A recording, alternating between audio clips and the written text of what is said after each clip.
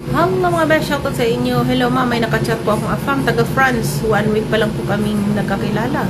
At pinapadalhan na niya ako ng pera dahil hindi daw madali para sa akin ang may mga anak. Paano ko daw itataguyod?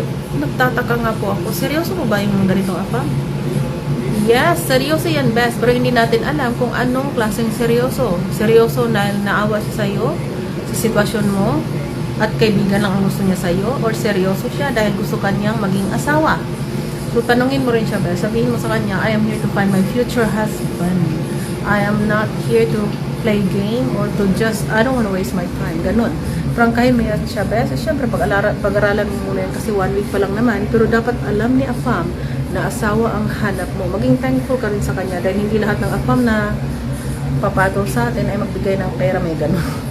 So, mag-thank you ka sa kanya, and kung ano ka nagustuhan niya, dapat ganun ka, o kaya hihigatan mo at sabihin mo sa Afam mo ang purpose kung bakit ka sumali sa dating site, at tanungin mo rin siya kung ano yung purpose niya, bakit siya nakipag-communicate sa iyo.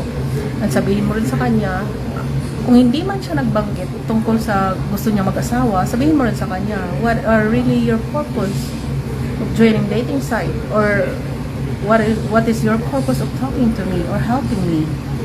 So sabi nga niya doon, naawa siya sa'yo, paano mo itaguyod yung anak mo. Pero merong iba pa dyan. Kailangan alam mo best, para alam mo ang sarili mo kung saan mo ilagay. Sabihin mo sa kanya, what you really exactly want from me. Is that really for just a friend? Or do you have a plan to marry a Filipina? And what kind of Filipina you're searching for?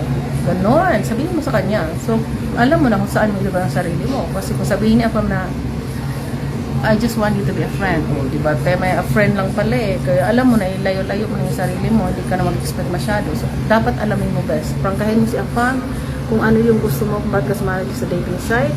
And sabihin mo sa kanya, what is really your purpose? Ganon, for me. Ganon.